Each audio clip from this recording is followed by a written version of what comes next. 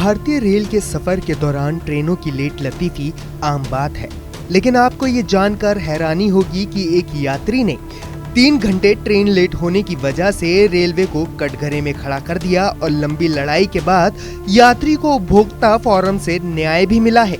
उपभोक्ता फोरम ने रेलवे पर 7,000 रुपए का जुर्माना लगाते हुए जुर्माने की राशि यात्री को 45 दिन के अंदर भुगतान करने के आदेश दिए हैं।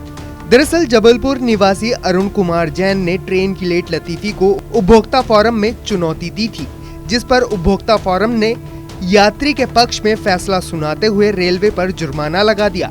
दरअसल पीड़ित उपभोक्ता अरुण कुमार जैन पेशे से एक अधिवक्ता हैं।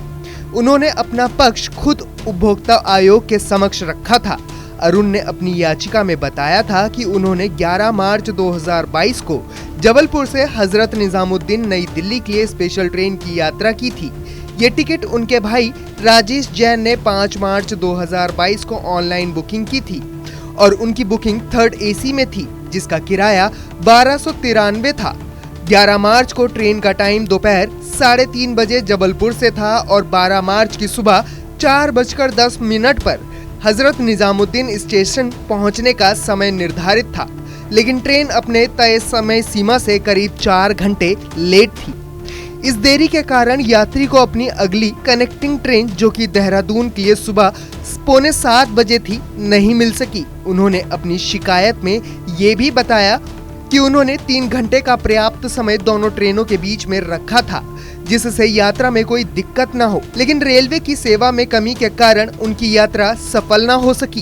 ट्रेन का देरी से पहुंचने का मामला था कि मैंने जबलपुर से दिल्ली तक की यात्रा की थी और ट्रेन देरी से पहुंची, जिसके कारण मेरी कनेक्टेड ट्रेन जो दिल्ली से देहरादून की थी वो छूट गई थी। जबलपुर से जो ट्रेन मैंने पकड़ी थी वो 3:30 पे यहाँ से पकड़ी थी। 4 बजे लगभग दिल्ली पहुँचना था।